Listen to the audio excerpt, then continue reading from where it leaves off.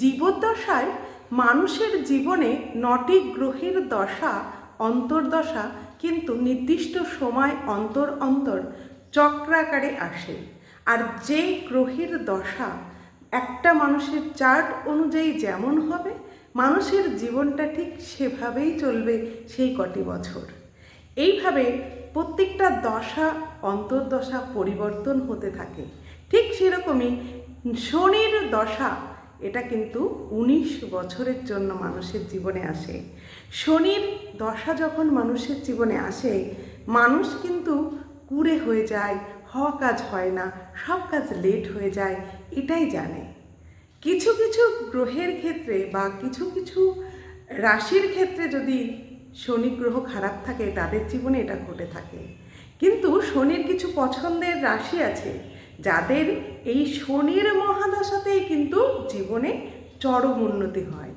কারা পায় সেই শনির কৃপা, সেটাই ভিডিও শেষে জানতে পারবেন।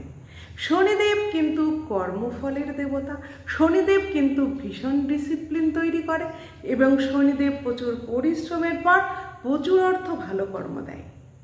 এগুলো যাদের উপরে কৃপা করে সেই রাশিগুলো কিন্তু এই দশাতে সমস্ত জীবনের উন্নতি হয়।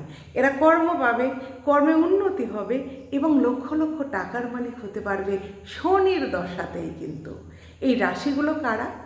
এই রাশিগুলো হলো বৃষ রাশি 1 নম্বরে।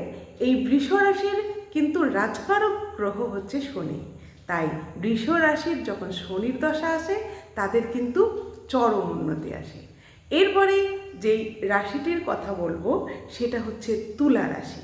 তুলা রাশির ক্ষেত্রে শুভ গ্রহ হচ্ছে শনি। তাই আপনি যদি তুলা রাশির জাতক জাতিকা হন, তাহলে আপনার জীবনের চরম উন্নতি কিন্তু শনির দশাতেই হবে। বাকি যে দুটি রাশি, সেই দুটি রাশি হচ্ছে মকর এবং কুম্ভ, যেটা শনির নিজস্ব ঘর। এবং নিজের ঘরের লোককে শনি সবসময় ভালো দৃষ্টিতে দেখবে, এটাই স্বাভাবিক।